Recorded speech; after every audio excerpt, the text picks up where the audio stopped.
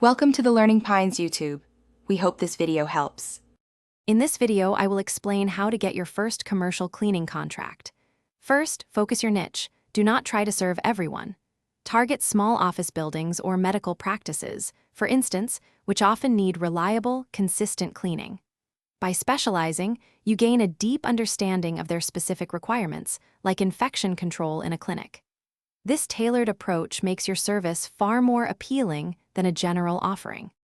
Next, establish your professional credibility from day one. A simple, clear website showing your services, contact details, and perhaps a service area map is essential. Invest in a professional logo and consistent branding across all your communications, from business cards to social media. Even if you start with residential clients, gather positive testimonials, as these build trust and demonstrate your work quality. Your proposal needs to be clear, comprehensive, and compelling. Detail exactly what services you offer, like daily vacuuming or weekly restroom sanitization. Present transparent pricing based on the building's square footage or the cleaning frequency, for example, $200 for weekly service.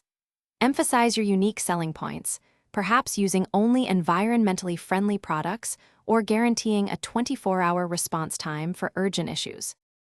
Effective outreach and diligent follow-up are critical. Start by sending personalized emails or making direct calls to businesses in your chosen niche. Always aim to schedule an in-person walkthrough. This allows you to accurately quote a price, perhaps based on 8,000 square feet, and build personal connections.